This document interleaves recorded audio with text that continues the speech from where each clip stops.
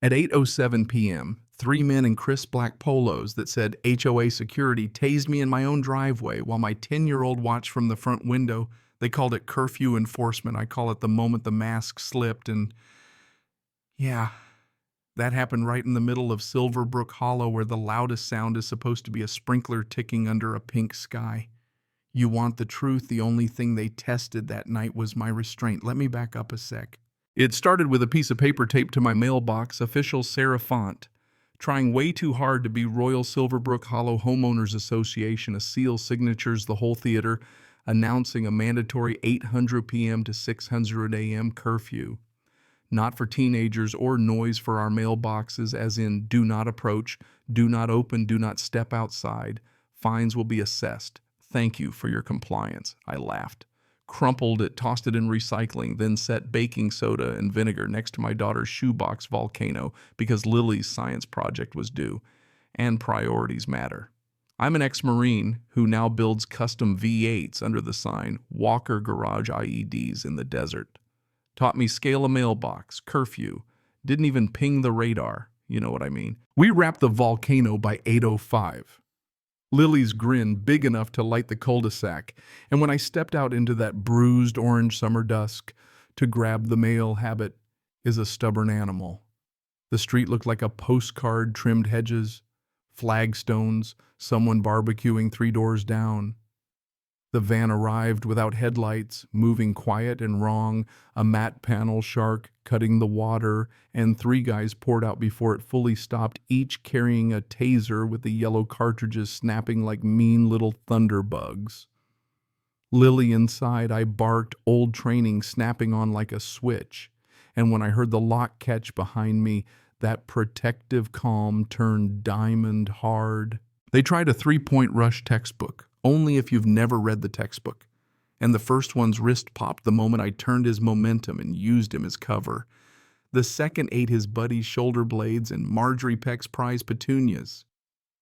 Yes, our HOA president's flowers had front row seats, and I tagged the third in the thigh with his friend's dropped taser, watched him crumple, buzzing like a cheap neon sign.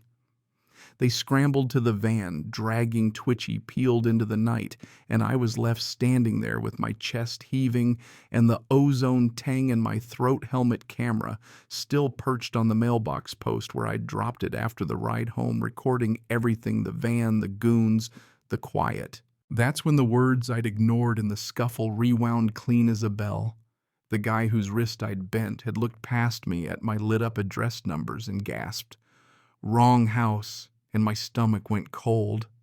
This wasn't a prank, wasn't even about me. This was a scheduled hit. In the one window, the HOA had ordered everyone to stay inside a curfew, built to erase witnesses, which means somebody in our comfortable beige kingdom had a date with a van in the dark. To understand how that could happen, you have to meet Silverbrook Hollow's self-anointed queen, Marjorie Peck, late 50s, hair helmeted into a weather system, a laser level in her handbag, and a smile that said she'd ticket the moon if it clashed with her palate. The bylaws were her scripture-dense, contradictory, and weaponized. My first week, she dinged me for non-uniform hose curvature, a laminated ticket on my door like a parking citation for water next week. It was trash cans, 3 inches too cozy with the sidewalk, and the fines doubled if you blinked. I tried the meeting, sat in her lemon-clean living room while she shamed a sweet old man for planting the wrong shade of roses and threatened a young couple with a lien over a visible plastic slide. It wasn't community, it was control. My counterintelligence was a retired accountant named Frank Lafferty, who lived across the street and cataloged the neighborhood like bird-watching his binoculars allegedly for warblers, but suspiciously attracted to Marjorie's driveway. And Frank could tell you who was in favor and who was on thin ice. Me, apparently, because my flag was a few inches over regulation and my bike's exhaust offended the sanctity of Tuesdays. So I kept my head down, paid nonsense fines, raised my kid, and told myself peace is cheaper than war until the night peace came in a van. I pulled the helmet cam footage onto my laptop, shoved on the noise-canceling shop headphones I used to diagnose stubborn ticks under hoods, and listened past the grunts and shouts and static, isolating the walkie chatter bleeding from a goon's belt. Team 1. Confirm the creek is clear for deposit, a voice said cold and bored, and that word deposit didn't belong to a beatdown. It belonged to logistics. The creek was the dry bed behind the far row of houses hidden by scrub and fences, out of sight, out of mind. And suddenly the curfew made a wicked kind of sense. Darkness, empty sidewalks, a blind spot behind our backyards. I needed a second set of eyes, someone I trusted with my life, so I called Mason Reyes, recon sniper, world-class statue impersonator.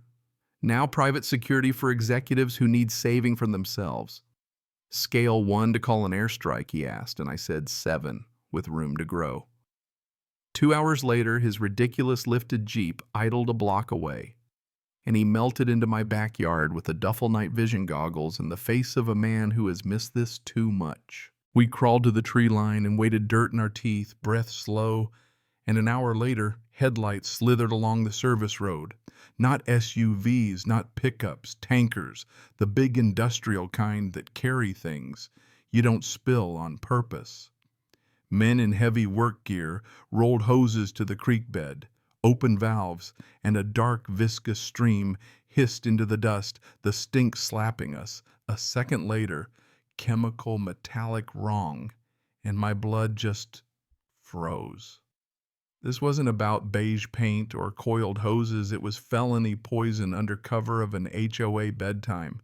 And in that moment, I heard a quiet click in my head, the kind that locks things into place. We didn't run to the cops because when operations are this big, they leak cash into every crack we needed light, so we sent a spark.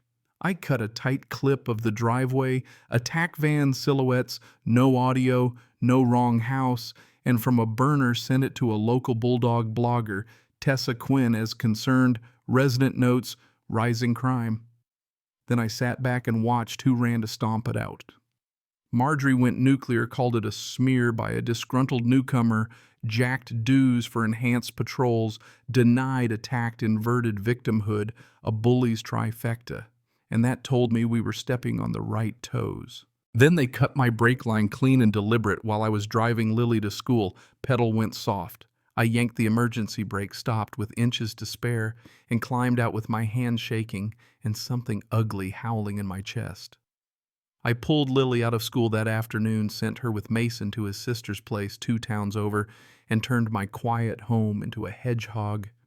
Hidden cams in the trees, motion sensors down the fence, pressure plate under the welcome mat.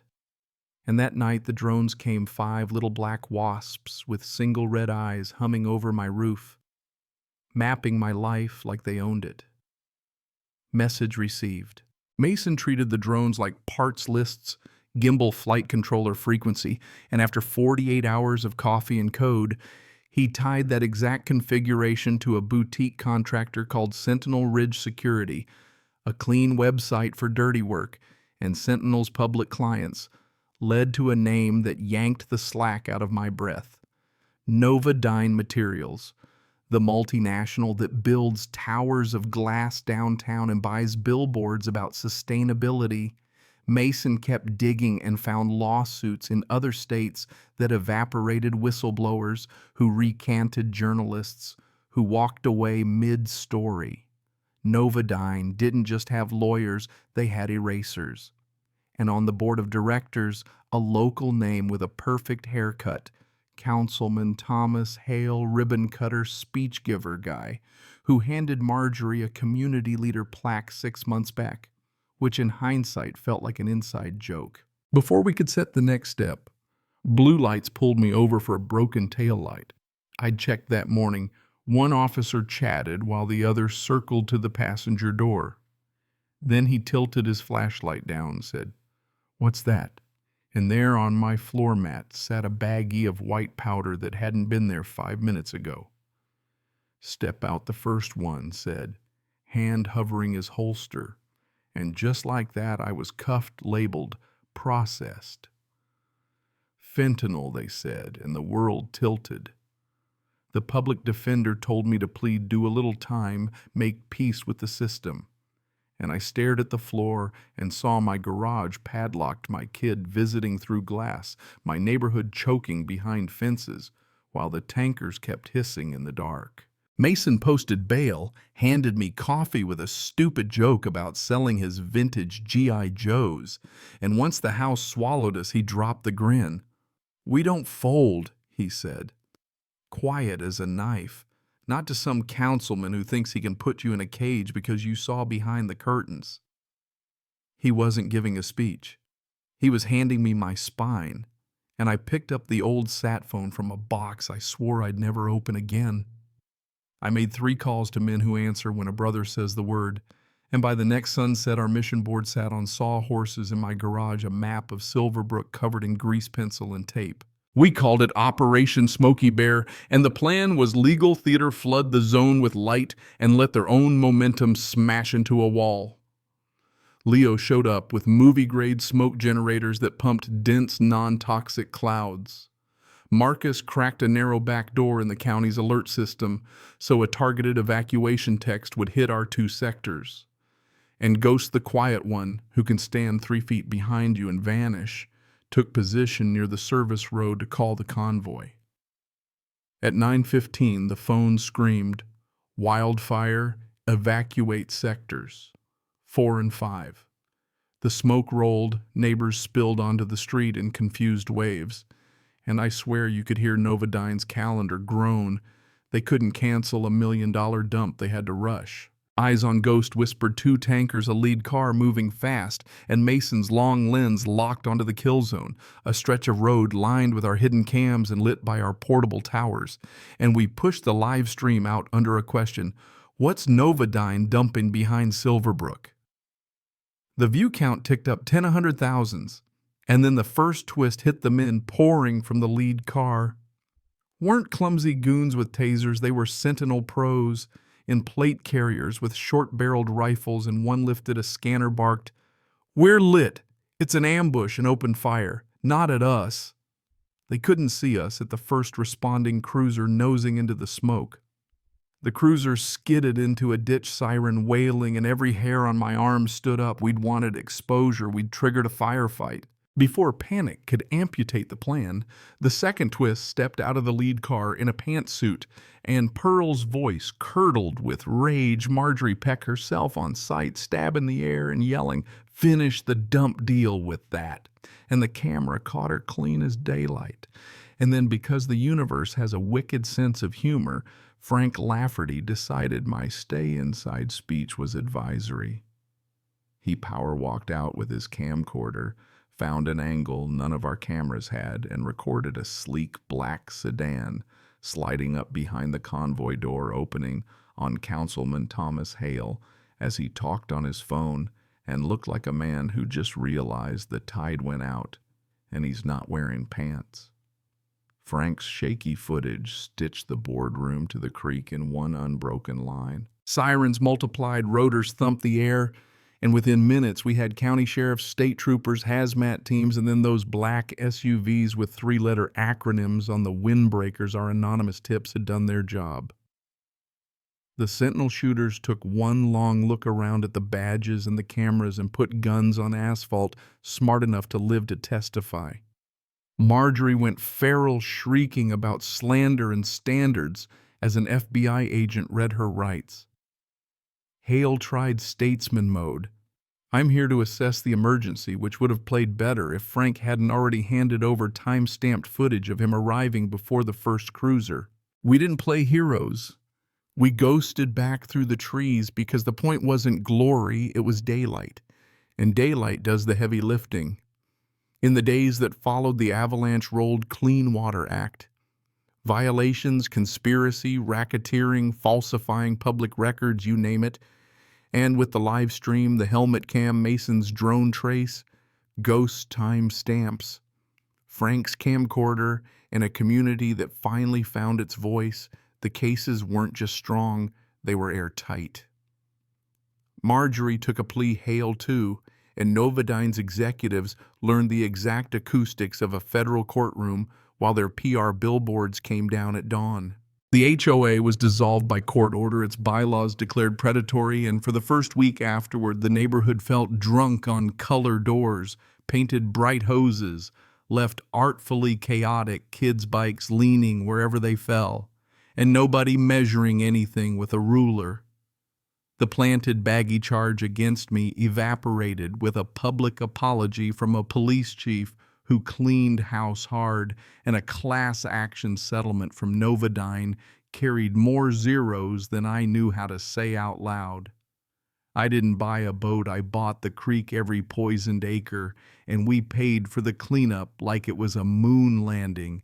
No shortcuts, no good enough months of crews in white suits, hauling out the harm. A year later, I stood with a shovel where the tankers had hissed and listened to water speak a different language, clear, quick, alive, and the sign read, Silverbrook Community Park, the grass full and loud with kids, wildflowers showing off under a big, easy sky. Mason leaned on his shovel, telling a terrible joke to Frank, who was filming like a proud grandpa, and Lily knelt beside me to press an oak sapling into the earth, small hands patting soil, eyes bright, that steady look that says kids know more about resilience than we do.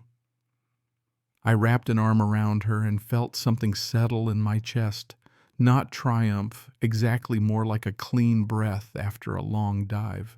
Here's the part I don't dress up. I went all the way to the line and put a toe over. I called in markers. I manipulated a system I no longer trusted to protect my kid, my street, my town. And if you're asking whether I'd do it again, I look at Lily and the creek and the way our neighbors wave now instead of flinching, and the answer is simple. Sometimes to keep the peace, you have to be willing to make noise. The question, the one I still carry and the one I'll ask you is, where you draw your own line when the rules are used to hide harm. Do you sit tight and hope? Or do you step into the street and flip on every light you can find? You know what I mean? Drop your take below. Was this justice or vigilantism? Did we cross a line to stop a bigger wrong? How far would you go to protect your family and your community? And if this story hit a nerve share, argue about it. Tell me where you stand. Because neighborhoods don't fix themselves. People do.